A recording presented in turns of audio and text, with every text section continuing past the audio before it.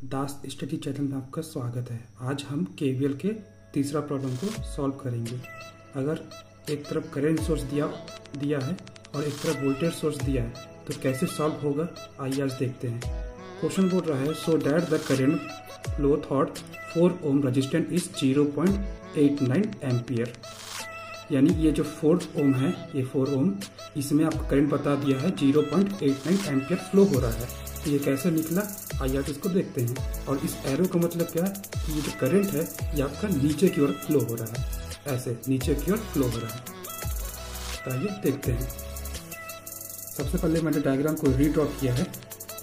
कुछ इस डायग्राम का नाम लिखे हैं, जैसे इसका नाम I1, इसका नाम I2, इसका नाम I3, डब्बा नंबर 1, डब्बा नंबर 2, डब्बा नंबर 3। और यहाँ पर 8 वोल्ट दिया है, 6 वोल्ट दिया है, 5 एम्पियर दिया है। और जो करंट है इसमें, ये जो हमारा करंट ये ऊपर की ओर फ्लो हो रहा है। हमें इसी को निकालना आगे जाके। कैसे निकलेगा उसको भी देखेंगे, बहुत इजी है। और यहाँ पर दिया 7 ओम, यहाँ पर दिया 6 ओम, यहाँ पर दिया 5 ओम, यहाँ पर दिया 4 ओम। तो आइए डब्बा नंबर 1 को सॉल्व करते हैं। I1 = 5, इक्वेशन नंबर 1 हमारा निकल गया। कैसे निकला, हम इसे डब्बा नंबर 1 को क्लॉकवाइज डायरेक्शन में फ्लो किए हैं, यानी घुमाए हैं। इसमें जो करंट का डायरेक्शन है ये ऊपर की ओर है। किसकी ओर है? ऊपर की ओर। अगर करंट का डायरेक्शन नीचे होता और हम इसे क्लॉकवाइज में घुमाते तब हम लिखते हैं यहाँ पर -5। मगर ये करंट का डायरेक्शन किधर है? ऊपर की ओर है। और हमारा करंट कैसे घूम रहा है? क्लॉकवाइज डायरेक्शन में घूम रहा है। तो दोनों का डायरेक्शन ऊपर की ओर जा रहा है, इसीलिए हम यहाँ पर सिर्फ 5 लिखेंगे। अगर इसका डायरेक्शन नीचे होता और इसे हम क्लॉकवाइज घुमाते तो -5 लिखते। ये हमारा निकल आया क्वेश्चन नंबर 1। अब हम मेश नंबर 2 को सॉल्व करेंगे, यानी डब्बा नंबर 2 को। तो हम लिखेंगे अप्लाई केवीएल ऑन मेश 2। तो सबसे पहले हम इस 7 से रोटेट करेंगे, मतलब घुमाएंगे। तो हम लिखेंगे 7I2 - I1, 7I2 - I1 plus फिर 6 के बारी 6I2 - I3, 6I2 - I3 = 6 कैसे आया? 6 आपका पॉजिटिव आएगा। क्यों? क्योंकि हम इसे क्लॉकवाइज डायरेक्शन में घुमा रहे हैं, तो करंट जो है माइनस में इंटर हो रहा है और प्लस से निकल रहा है। आखिरी का जो साइन है हमें उसी को लेना है बस। तो आखिरी साइन आपका पॉजिटिव है, इसीलिए यहाँ पर पॉजिटिव 6 लिखाया है। आइए आगे देखते हैं।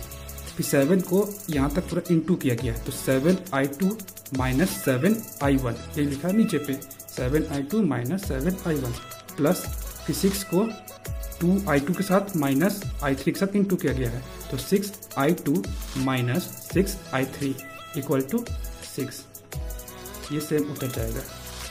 फिर नीचे जितना भी I1, I2 and I3 term दिया है उसको अरेंज करके ऐड करना है। तो I1 यहाँ 1 दिया है, इसलिए हम एक बार लिखेंगे -7I1 प्लस I2 कितना दिया है?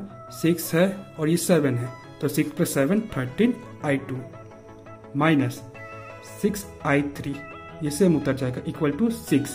अब क्या है, जो हम इसमें जो इक्वेशन नंबर 1 निकला था 5, इसे हम 7 में इंटू कर देंगे। I1 जो है यहाँ पर दिया -7I1, इसमें हम डायरेक्ट इंटू कर देंगे। इंटू करेंगे तो हमारा इसका आंसर आएगा -35I1। आइए देखते हैं।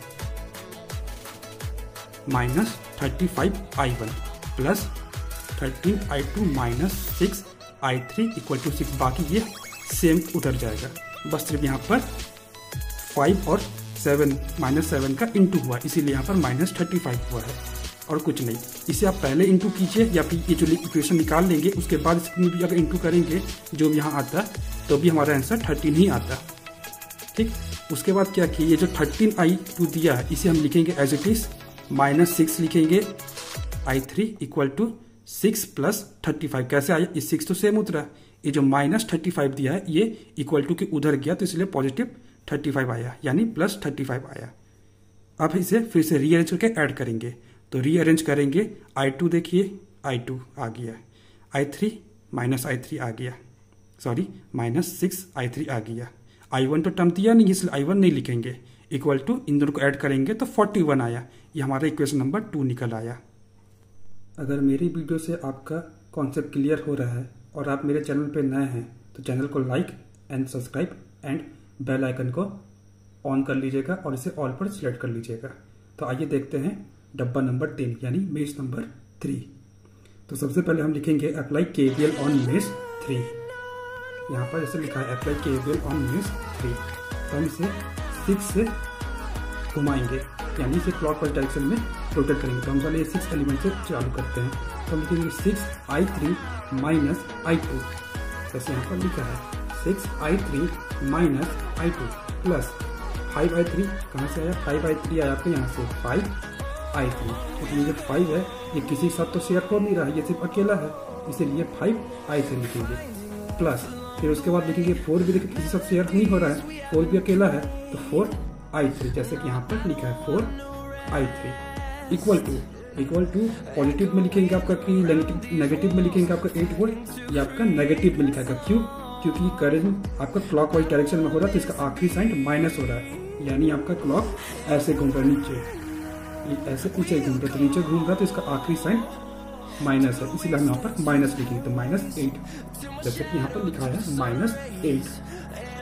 उसके बाद कुछ नहीं, इसके बाद इसको मल्टीप्लाई करना है, 6i3 minus 6i2 minus 6i2 plus 5i3 plus 4i3 plus 4i3 equal to -8। पूरा ये इंटू हुआ है यहाँ पर, उसके बाद ये इक्वल टू -8 सेम उतर जाएगा। उसके बाद जितना भी एलिमेंट दिया है i1, i2, i3 उसे रीअरेंज करके ऐड करेंगे। तो यहाँ पर i1 का टर्म नहीं दिया है, इसीलिए आप i1 के टर्म को हम नहीं लिखेंगे, डायरेक्ट i2 को लिखेंगे।